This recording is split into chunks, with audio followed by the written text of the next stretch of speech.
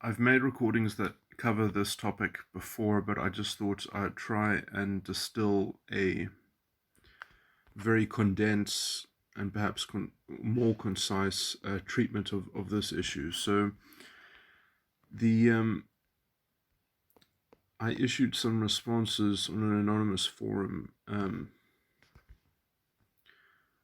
to a point that someone made, and that is the kind of the basis or the impetus for this recording. But so what I was kind of responding to. So someone asked the question in a thread, or to start a thread,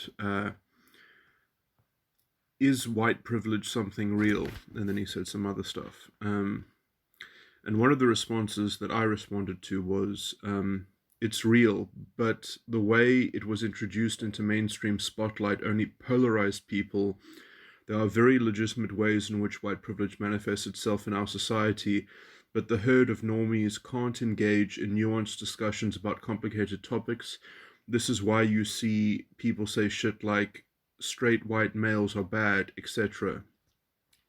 The consequence is you get disaffected white men who feel like they've endured hardships that have gone unnoticed and are now suddenly having their identity attacked at full blast.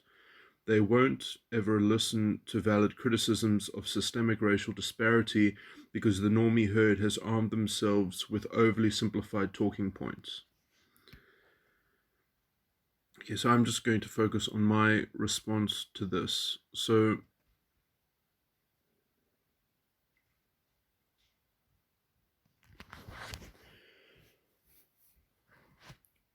I mean, there are myriad problems with that response, but I'm just, which is basically that it doesn't deal with any substance. But yeah, so let me get into the substantive issues of this. So I said, white privilege, it's a useless construct. That's the most important thing to understand. That concepts and constructs are, they're either useful, they're either good ones, or they're bad ones. White privilege, as it happens, is a terrible construct. Uh, okay, so let me get into it. There is no getting around a concept that is premised in generalizations, because you cannot control people to stop seeing or making generalizations in their minds. I guess, sorry, that's a bit, the wording of the beginning of that paragraph is a bit problematic, because what I meant to say when I say there's no getting around a concept, I mean there's no redemption for a concept that is premised in generalizations. So like if a concept is premised in generalizations, it's like fundamentally going to be poisonous. It's fundamentally going to be kind of highly like if you ever use it, it has to be done in a way in which you have to completely ground your normative thinking from the ground up, because you're dealing with components which are like fundamentally nebulous. So it's like, like, so if you're dealing in something that is fundamentally based in generalizations, it's like you're dealing with a very dangerous commodity, and you have to create a very solid framework before you use it at all. So that didn't come through so clearly. Okay, so I'll just repeat that paragraph. There is no getting around a concept that is premised in generalizations, because you cannot control people to stop seeing or making generalizations in their minds. You can cultivate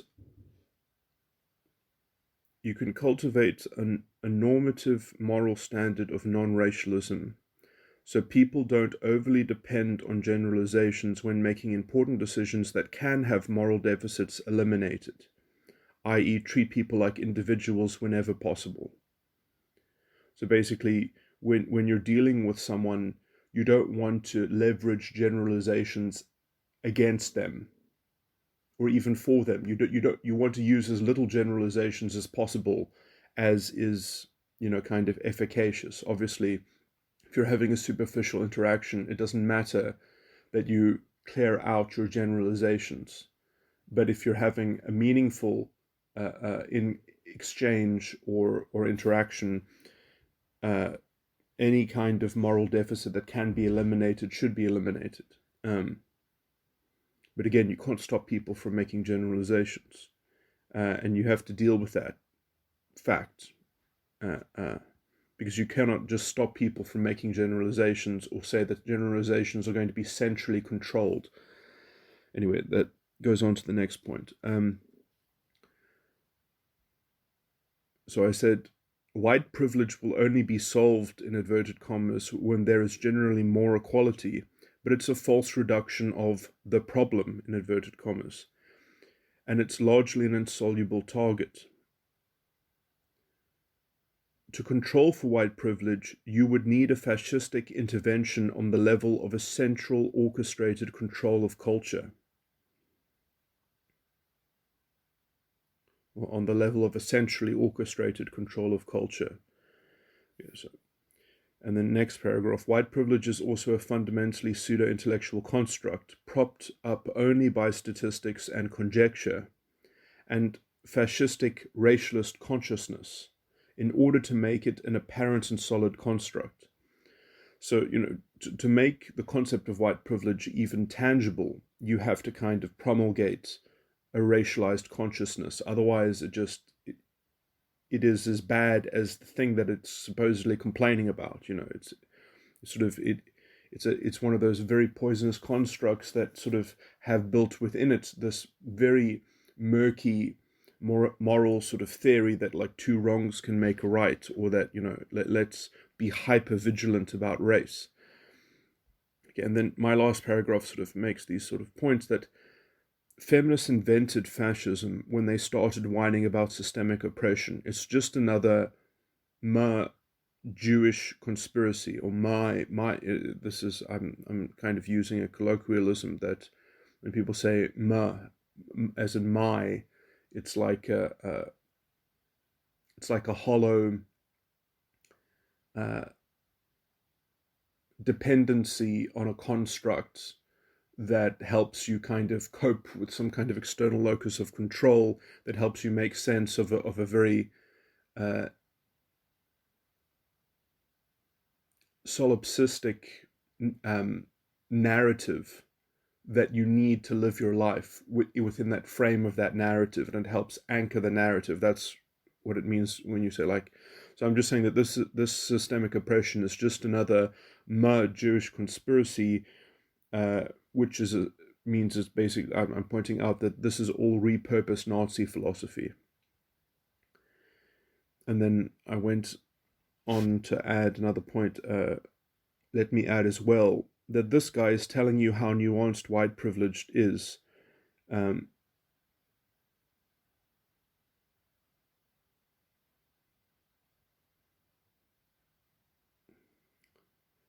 This guy telling you how nuanced white privilege is just playing with a dubious kind of specious conjecture.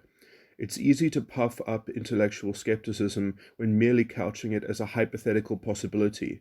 There is no substance provided, just an inquisitive suggestion that it's a precious subject. The whole thing was invented by retarded sociologists and historians that slanted some new theorizing into the fascistic worldview. It's sloppy philosophy that treats the issue of cultural trust like a reductive ideological medium, so that issues of identity can override a common sense understanding of reality. After dissolving all issues of trust and knowledge of reality into trust and knowledge about identity, it just accomplishes a disguised racial essentialism, using this moral conflation and its convenient corruption of abandoning normative ethics. It's then made easier to whine about an external locus of control, its scapegoat politics, while giving people a poisonous source of ideological self-esteem, which is parasitic to the very concept of trust and reality, forcing its adherents to trust the cause of the identity and close their eyes to reality and common sense pragmatism. So what I'm trying to describe there is that it stops people from navigating their lives, being responsible for their own destinations, and actually accumulating and curating their own notion of trust as they are forced to trust in these generalizations and essentially in the vehicle of the identity as the reductive instrument to understand any issue. So when something happens, it's described causatively via the interpretation of how issues of the identity is being are being treated.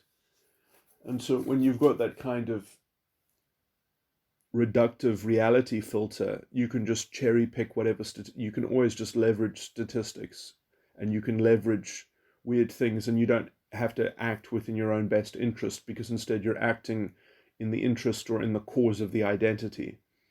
So it gives you a kind of a false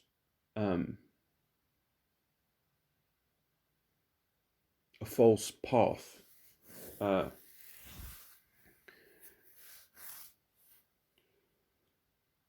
To give you a kind of hypothetical solution that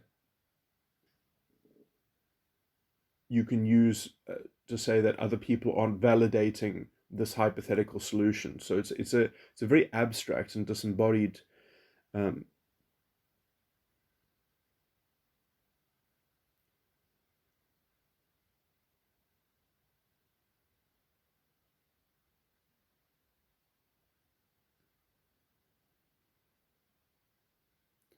sort of toolkit of deconstruction that then allows you to reconstruct imaginatively expectations that you can sort of project at will, so long as you have some interpretation of cherry-picked generalizations or other kind of statistical inferences. You're allowed to use inductive reasoning in an ad hoc way to kind of to prove your hypothetical claim for justice, which then you can vest in some representative token. So it forces people to interface with reality as a kind of token representative of the identity. And so you've got this very secured, concretized, crystallized, disembodied sort of abstraction that you can model reality in, and it can be safe because you can then be completely entitled to your expectations. And the argument that you make is just a kind of inductive argument, which lends itself to being constructed out of just cherry-picked facets and features.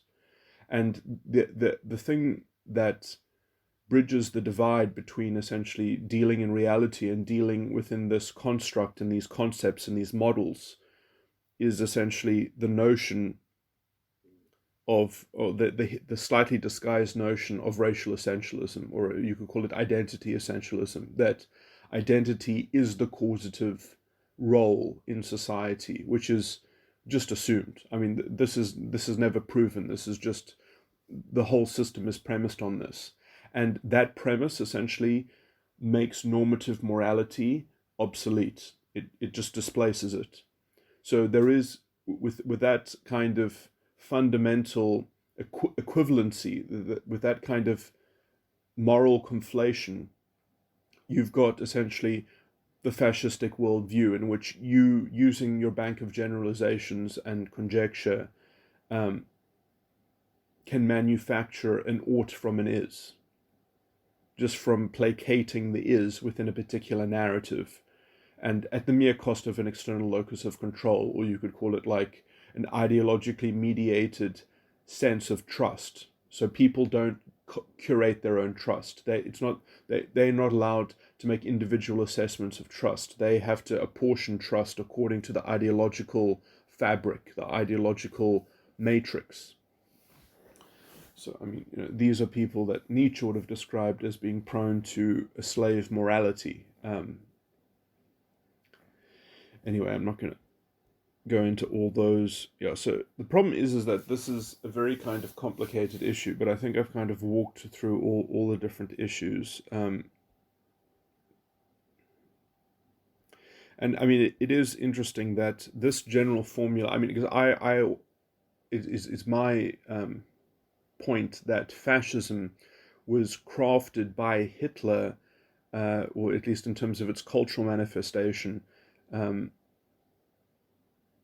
but it was roughly modeled off of some primary caregiver, some female primary caregiver, either, I don't know if Hitler was raised by his mother or by his aunt or something like that, but one of the primary caregivers, I'm going to sort of guess, was probably had borderline personality disorder.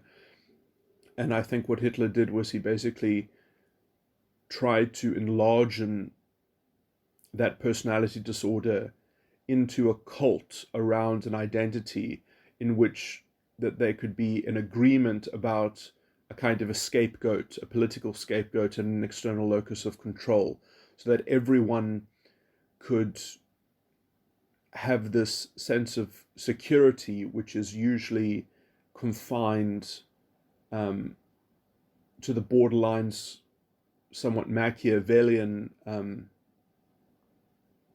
Okay, this gets a bit speculative in terms of the field, because I would say borderline personality disorder is very misunderstood within the field of psychology. People, for example, describe what is called alloplastic defenses. And I've got a whole recording in which I try to dismantle this construct that borderlines do not have alloplastic defenses. They have a strategy of alloplasticity, which means, you see, alloplastic defense means essentially that when that concept supposedly means that when that reality will be reinterpreted or selectively interpreted or embellished and kind of confabulated, the view of reality will be bent plastically and molded to defend some structure within the borderline. My understanding of this is that the structure that they're trying to defend is not themselves. It's not their own sort of valence of their particular ego. It's which they don't really. They're not really invested in having a solid ego. In some sense, their ego is completely parasitic. That's why they are so dependent on forming a codependency with a kind of host, which will listen to their exhibition of their feelings and their subjective conjectures. They want someone who is prone to their stream of consciousness, so that they can have a kind of externalized ego function, while they can manipulate that external ego function. Because the point of having an external ego function is that then you can kind of compartmentalize. I don't want to go into this issue. I have a whole recording about it, but that kind of compartmentalization means that you can have a kind of cognitive dissonance around how you treat your own ego function. That you can, if you're using another person as an externalized ego function,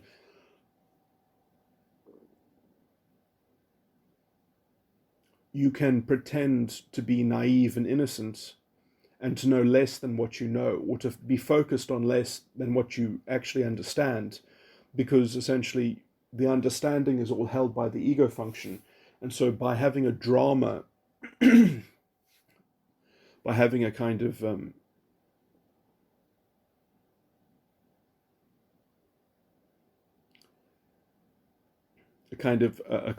a complex shell game of murky and confused and a kind of a conflated. I mean, essentially, what's at the core of borderline personality disorder is a kind of joint and severable accountability. They want to be able to gamble. They want to be able to take risks, but they don't want to pay any kind of cost for losing the gamble. So they need an external locus of control that they can essentially shift the accountability onto, that they can scapegoat when they lose. And then when they win, it's all theirs. So that's the kind of strategy that borderlines are basically playing, is that they they collectivize their losses, and then they kind of completely merge with their codependent host in order to extract any kind of benefit. So it's basically the function of having an external ego function is to facilitate an abrogation of accountability, um, while having a kind of a one-way emotional flow of their stream of consciousness to their what becomes a kind of, because the ego function is meant to kind of be like one's parent, but because they have an external parent, then they can kind of trick the parent. They can be selectively honest with the parent, or dishonest. They can kind of cherry pick their own reality. And so when their reality kind of dissolves and recapitulates itself into various kind of shapes, alloplastically, that this is not a reactive defensive thing. This is part of the ongoing schema of the borderline. This is a concerted, structured, cultivated, and anyway, so I think Hitler saw this in whatever female caregiver, and he basically decided to say, well, these.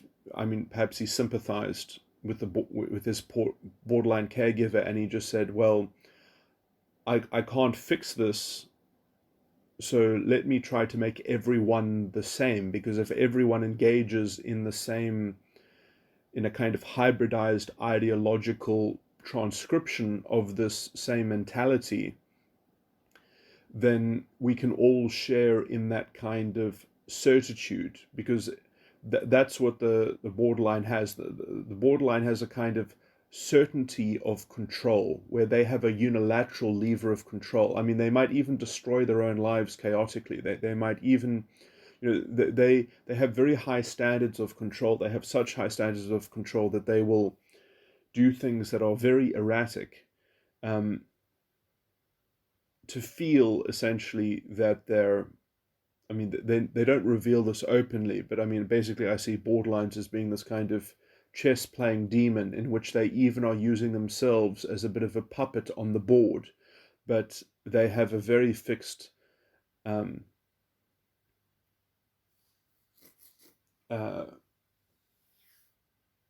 paradigm of being able, and if they're losing the game on the board, they don't mind essentially resetting the game, or even if they think that they might be able to restart the game and play for more points, and or achieve more points, or score something higher. It's very kind of opportunistic, and all of those opportunistic sort of targets are, it's kind of like the same way in which in identity politics, all you have to do is leverage the fact that someone is in a better position than you, and then as long as you can tell a story about how the causative role of that better position has to do with identity, then you've got essentially a basis of making a claim against an external locus of control, that somebody should be accountable for compensating you for your differential in destination. This is the same mechanism that borderlines plague their hosts with, in which, where there's always this one-way exhibition, this one-way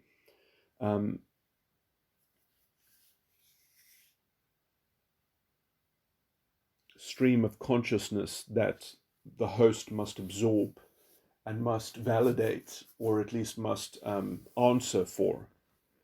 The host must be prone to the borderline's emotional state, the subjective perceptions, and this is why reality itself. Anyway, but the reason why I bring this up is also because borderline as a psychological phenomena is is a much more female. Um, it's much more common within the female section of the population, um, and that's why I talk about feminism, or at least the corruption of feminism. I mean, which is now basically completely adopted this, essentially what is a borderline uh,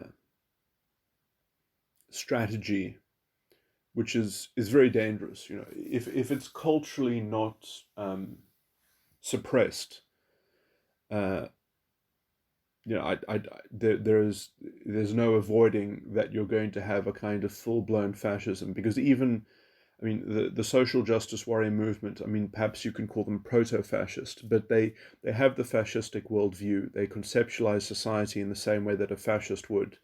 Hitler would have just called these people useful idiots, because they are effectively inculcating within people the fascistic moral sensibility.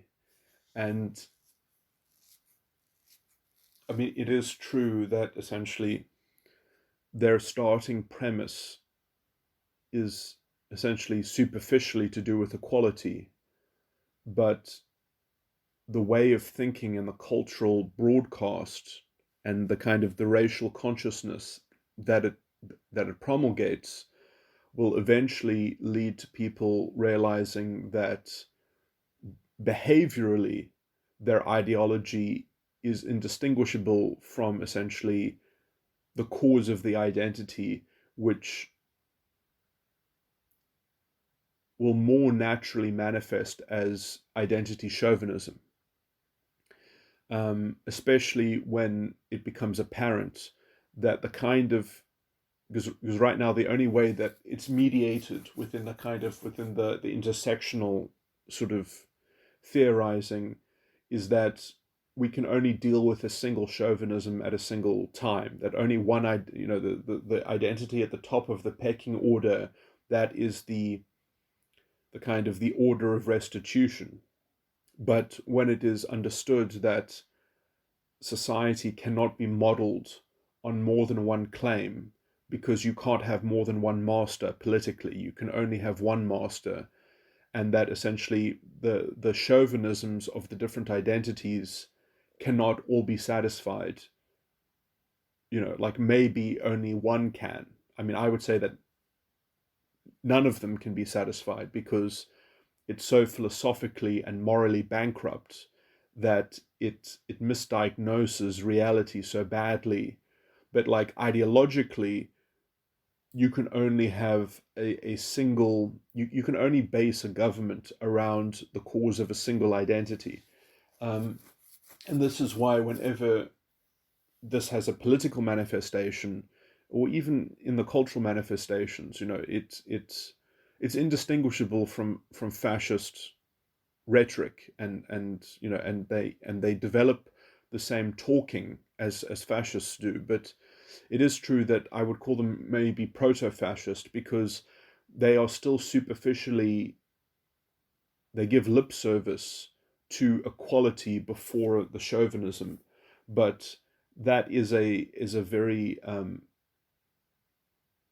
in practice, whatever they do will develop poisonous identity consciousness, and that's one superficial reordering to make, that you put chauvinism before equality, um, because you have to realize how important equality was conceptually to the Nazis. They also had a weird kind of equality, but it was a subordinate value to chauvinism, because basically they believed in separate but equal.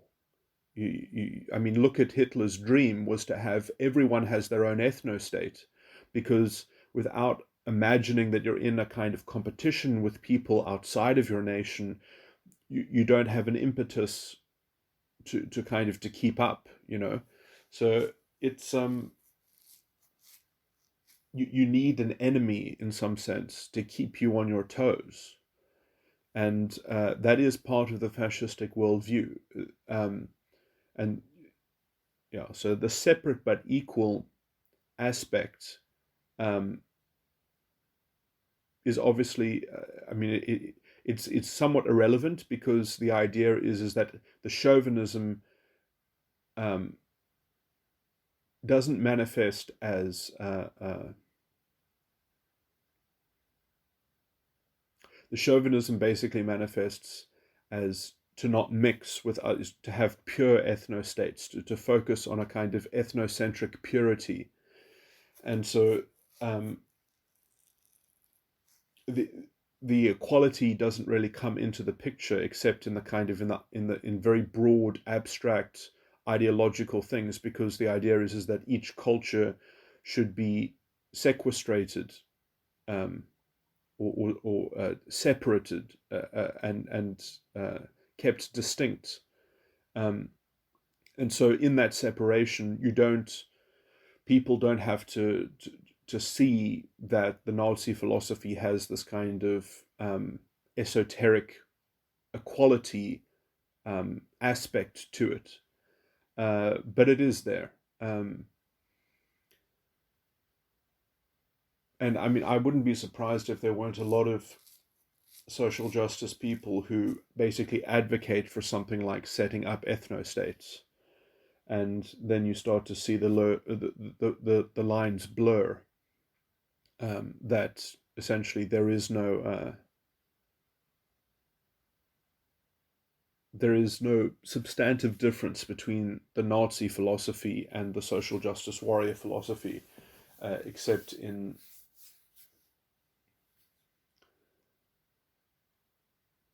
some small emphasis in terms of how they prescribe solutions to their problems, which are never solutions, because the problems themselves are false reductions. Okay, I'm just sort of repeating myself, but it's interesting because on a kind of on a political level, this is a good metaphor for how borderlines treat people. This is conceptually the same kind of drama and the same. Uh, I mean, this is something that I always try to talk about when I bring this up, because what borderlines will often try to do is create such a confused story. They'll try to complicate matters to such an extent so that they can kind of get away with their pattern of just their simplistic formulaic solution. So it's like, no, things are so complicated, and they'll try to add confusion and chaos so that essentially they can just say, well, just relent into how I want to treat you, and play the role that I want you to play for me, be my external ego function. And it's obviously very disgusting because it's sort of like it's this never-ending external locus of control while it's actually cultivating that role as wanting to be under the tutelage of an external locus of control. So it's this kind of perpetual childish sort of goading and provoking, um,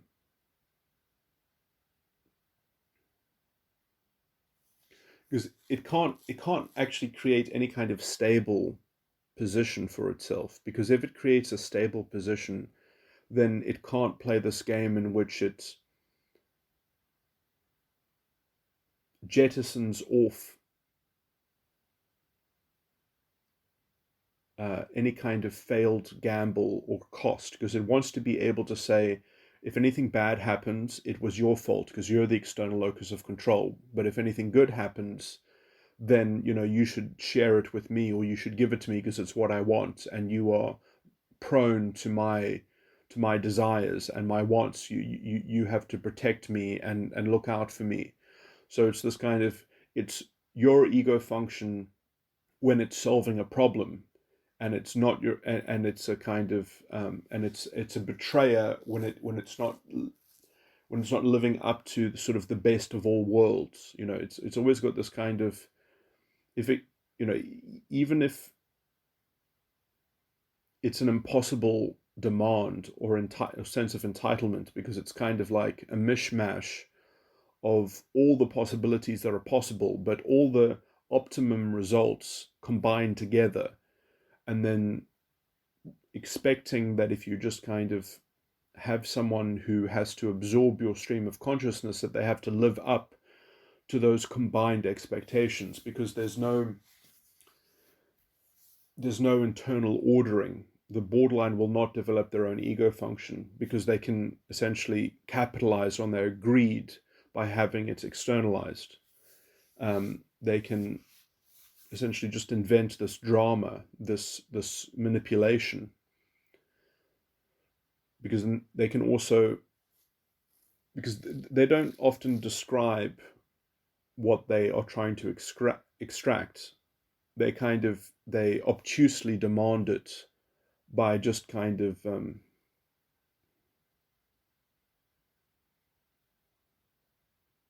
it's interesting because usually, sometimes when you meet a borderline woman, what they will actually do is right at the start, they will model to you what they want you to end up being to them. They will be submissive.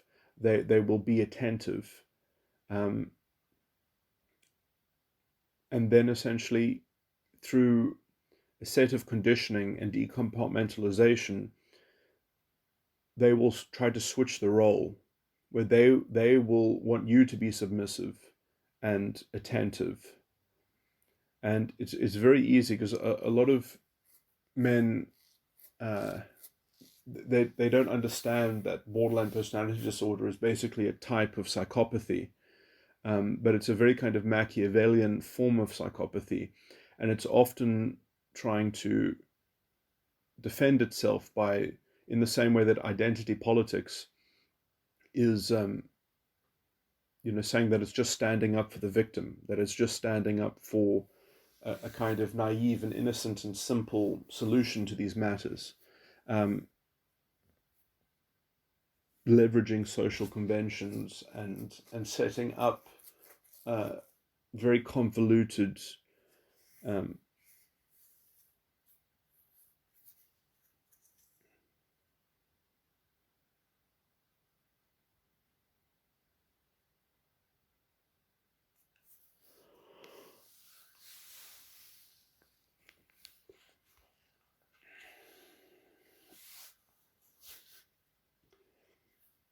yeah, it's not a very easy trap to navigate. You know, because if you don't realize that someone can really be evil, if you don't sort of, because I mean, if you believe that a borderline is just essentially they can't help themselves, it's like an automatic, sort of thing that they can't be held responsible for their own lack of planning or decision making, and you can't start to see that in fact all their drama is basically a strategy that they are orchestrating and perpetrating. If you don't sort of develop those insights, you're done for. Um, you'll just be sucked into that vortex, and it's and that's exactly what fascism is. That's what ideological fascism is. Um, it's a very dark, uh,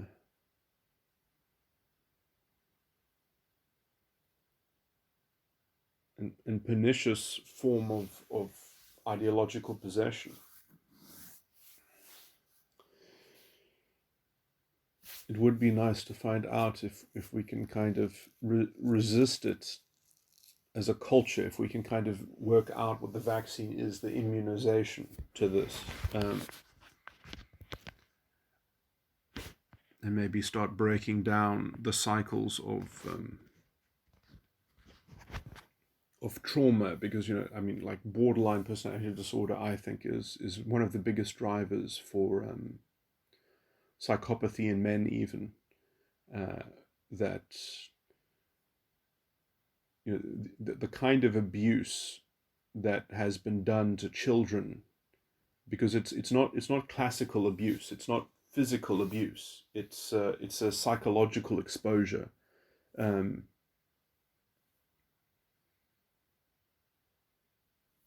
I mean, to me, it is very clear why people essentially lose their, because it's completely antithetical to normative morality. Um, and people just get hypnotized into making these inductive inferences about what is, and therefore, because of a description of what is, that narrates what ought to be, and then you're kind of led by this kind of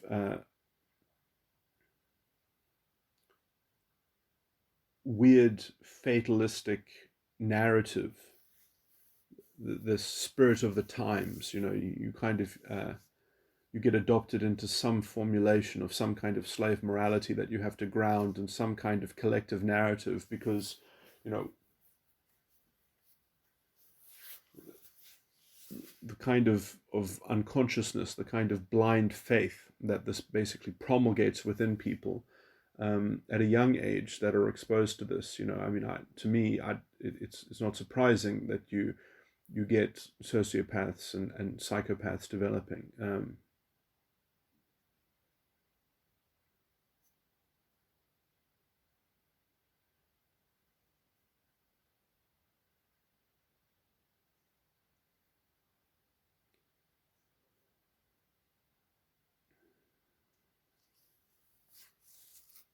What I do want to understand, though, is if in society, if these values were suppressed, and I think that they perhaps were suppressed in the 60s, in the 50s and the 60s, when they were still, when psychiatry had gotten to the point, my dates might be off, I guess, but when psychiatrists were removing borderline women from society, um, if that was why we didn't have, in fact, if that was also why feminism became so popular, because there was enough of a control over these poisonous values. If these poisonous values were so correctly suppressed, that allowed the female side of culture to kind of reach a level of pragmatism and clarity and sanity, that then that kind of gave the cause of feminism the the kind of the correct moral argument to justify complete equality. But then, since that culture has dissipated, and essentially since borderline values have actually become endorsed by I mean, because this is the problem, is that all these sort of moral things that I've just said, they are a bit sophisticated, and if you don't have teachers, if you don't have people, you could call them gatekeepers as well, but if you don't have, if this isn't the, if normative morality is no longer the standard, in which that there are people that are in the world that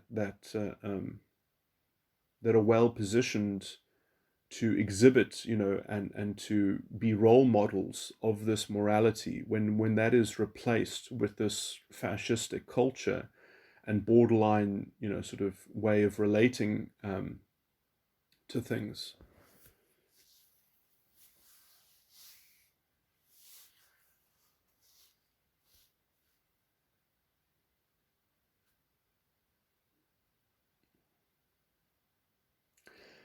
And I do think that women are more opportunistic in terms of culture, because that has generally been the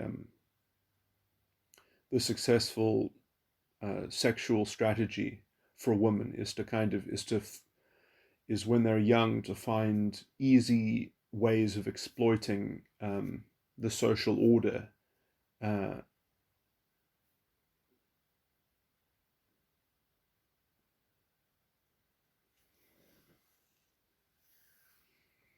Whereas the opportunistic male sexual strategy is not as culturally corrosive.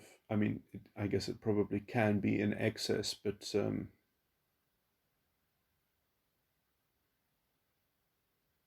essentially the female strategy is very good at keeping the male strategy in check, because uh,